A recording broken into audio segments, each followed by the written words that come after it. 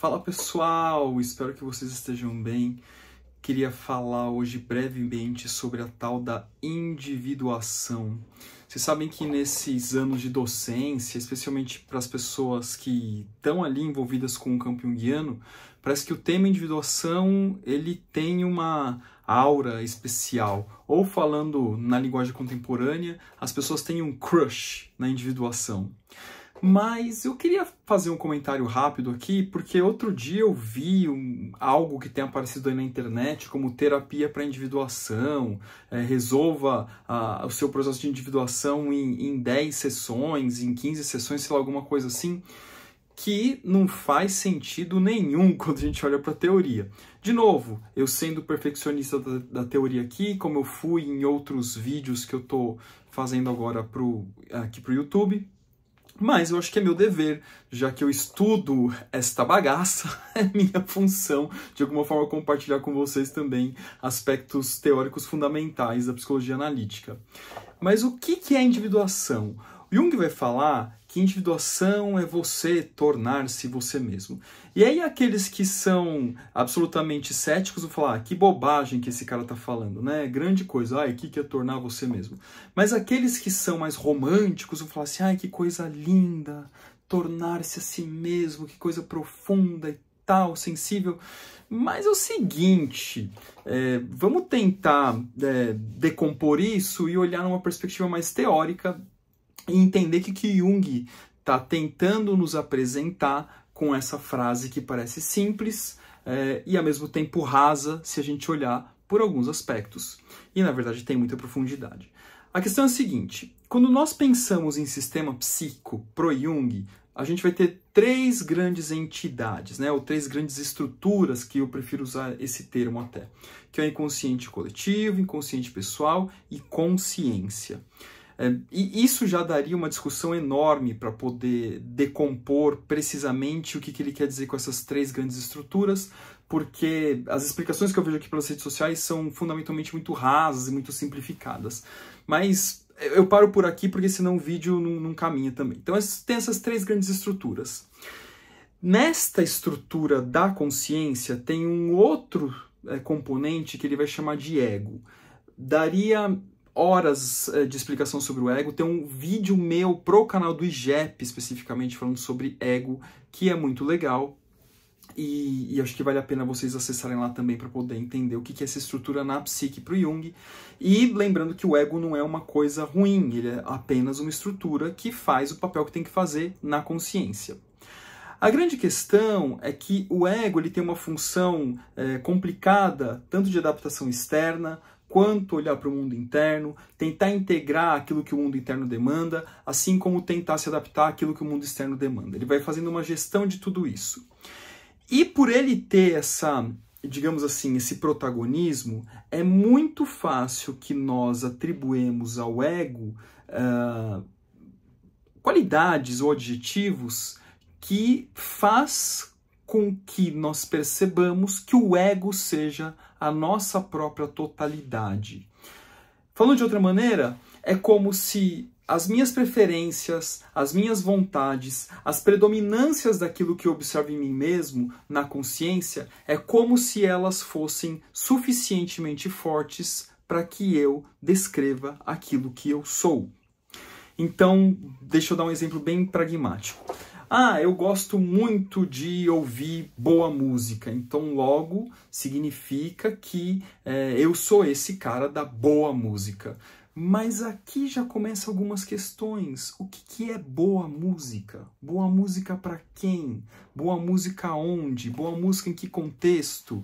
Boa música comparado com o quê? Então já tem algumas questões aqui da tal da boa música. Mas vamos continuar nos exemplos. Aquele que é bem clássico, é bem típico. Aquela que a pessoa, ela acontece alguma coisa, ela fica meio irritada, ou ela fica mal-humorada, ou ela faz uma cara meio feia, assim, e aí ela fala assim, não tem jeito, eu sou muito transparente. Que é essa transparência? Porque você está demonstrando o seu desconforto? Porque você está demonstrando que você não gostou de algo? Mas aí tem outras perguntas também. Não gostou por quê? Não gostou em razão do quê? Está transparecendo o quê? Está transparecendo o seu desgosto, o seu desapreço por aquela situação? Mas o que levou a isso? O que está por trás disso? Quem disse que isso que aconteceu era para você apreciar? Talvez você tivesse que não apreciar mesmo. E essa sua demonstração de desapreço não diz absolutamente nada sobre você, a não ser que você não gostou dessa situação. Agora, o que levou? Por que você não gostou? Será que você está infantilizando nisso? Será que isso tem a ver com aquela relação de desencantamento do mundo que você descobriu quando te falaram que o Papai Noel não existia? Não sei, né? Então... Ou então, gente, por aí vai, né? Então, eu sou uma pessoa muito organizada. Organizada o quê? Porque você guarda seus livros por ordem de autor. Então, assim, mas você chega nos horários que você agendou, os seus compromissos. Ou então, assim, vai longe, né? Todas essas definições simplificadas, definições do dia a dia, são absolutamente senso comum quando eu penso na complexidade da estrutura psíquica, pelo menos no campo da psicologia analítica. Isso quer dizer o seguinte, gente, que tudo aquilo que nós entendemos que nós somos, na grande maioria das vezes, não passa de uma circunscrição muito limitada, muito apequenada diante da grandiosidade psíquica, que fica presa na consciência.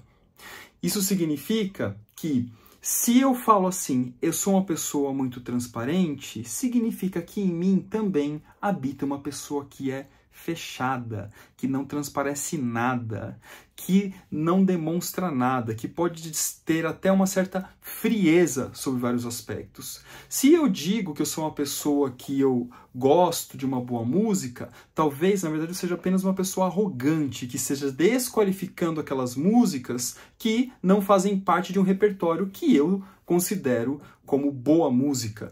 Mas por trás disso não é o fato de você gostar de boa música, é o fato de você ser uma pessoa que desqualifica coisas que você eventualmente não gosta. Porque você pode não gostar de algo, mas você não precisa desqualificar algo, né? Eu não estou dizendo que todo mundo faz isso, de novo, gente, estou passeando aqui nos exemplos.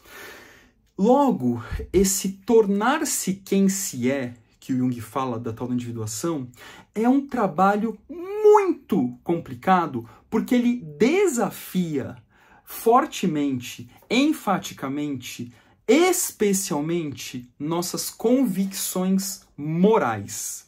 Ao longo da nossa vida, naturalmente, a gente vai construindo, e não que isso seja errado, tá, gente? É natural que isso aconteça, mas vai sendo construído uma escala e caminhos de valores, modelos de valores, modelos de certos e de errados, e que vão dando uma certa referencialidade de que isso é melhor para minha atuação nesse mundo. Toca que o tal da individuação é um confronto constante contra esses valores. O inconsciente ele não tem compromisso rigorosamente com aquilo que a consciência deseja. A individuação é um eterno reencontro entre esses opostos, entre desejos da consciência e desejos do inconsciente, e um encontro chegar num bom termo entre essas contradições. Isso parece muito simples, mas é muito complicado. Basta você pegar qualquer tipo de situação trivial aí da sua vida e falar, cara, isso para mim eu não abro mão, isso para mim é inegociável. Só que no campo do inconsciente, ele está sempre te desafiando. Então eu vou pegar pesado aqui um pouco agora, mas espero que vocês me entendam para fins didáticos. Então, vamos supor assim que, não, para mim, essa religião é a melhor religião que existe. Eu tenho muita fé nela, eu tenho muita convicção. E aí, de repente, você descobre que aquele líder religioso que você seguia, ele está cometendo uma série de abusos, ele está fazendo uma série de coisas erradas, ilícitas, ele é um corrupto. E isso te coloca, por exemplo, diante de um questionamento da sua própria fé. Eu não estou dizendo assim, talvez você escolha e fala assim, não, isso é problema dele, né? Porque a minha fé está num outro lugar que não tem a ver com esse sujeito. Mas eu estou pegando um exemplo aqui, vamos supor que isso desafie, você fala assim, cara, se eu acredito tanto nisso, naquilo que essa pessoa me falava, que ele colocava, será que isso tem validade mesmo? Por que ele fez isso se ele supostamente comungava dessa mesma fé que eu comungava? E isso pode levar a gente num conflito interno de valores, de sofrimento mesmo, que desafia apenas o desejo da consciência. A consciência deseja algo, mas o inconsciente está provocando outras coisas. Então, esse processo de individuação, no fim das contas, ele é um processo de vida. Uma pessoa que chegar para você e falar assim, eu sou individuada, seguramente ela está partindo de um pressuposto super falacioso e uma teoria criada da cabeça dela.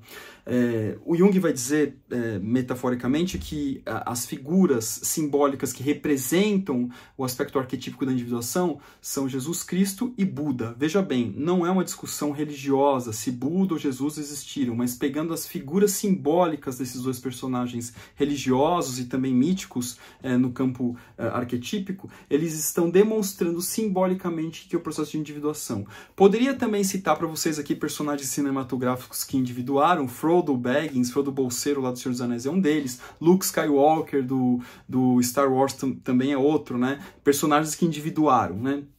A gente poderia falar um monte aqui, mas uma pessoa mortal, eu, você, definitivamente, individuação vai ser sempre e um eterno processo. Eu não sei o que acontece depois que termina a nossa vida biológica, como isso continua, né? Não posso falar nada sobre isso. De qualquer forma, até onde a gente pode existir, se a nossa consciência, ela opera dentro desse modelo que nós conseguimos perceber empiricamente, significa que ela vai ter sempre um contraponto desconhecido. Se tem um contraponto desconhecido, tem sempre um choque tensional provocando para encontrar um bom termo entre esses dois aspectos de consciência e inconsciente. Se isso está acontecendo o tempo todo, e isso está acontecendo o tempo todo, posso falar com convicção que está acontecendo o tempo todo, porque não acaba, significa que a individuação é sempre um processo. O que vai fazer diferença é qual que é a minha atitude consciente diante disso. Se eu estou de fato me confrontando genuinamente daquelas convicções que eu tenho da consciência e que permitem com que outras possibilidades emerjam, ou se eu estou apenas negociando dentro de um espectro limitado e eu tenho uma fantasia de que isso é a verdade absoluta e saindo desses limites aqui, nada para mim é negociável. E aí é só uma fantasia de individuação, ou até o que a gente chama aqui na psicologia junguiana de uma espécie de autoconhecimento do ego, né, e não autoconhecimento genuíno, que de fato é um confronto muito incômodo, né? Eu estou repetindo isso porque eu posso falar de experiência tanto individual, assim como de experiência de consultório, atendendo aí 30, 35 pessoas por semana no consultório. Beleza? Então, eu procurei falar de um jeito um pouco mais simplificado, saindo um pouco dos aspectos teóricos, mas se vocês deixarem aqui nos comentários que vocês desejam um aprofundamento teórico sobre isso, eu posso falar também. E o último recado é: desconfiem desses produtos que prometem processos de individuação em 10, 15, 20 sessões, porque isso definitivamente é um processo de vida, do seu primeiro segundo respirando aqui neste planetinha até o seu último respiro aqui neste planeta também. Um abraço.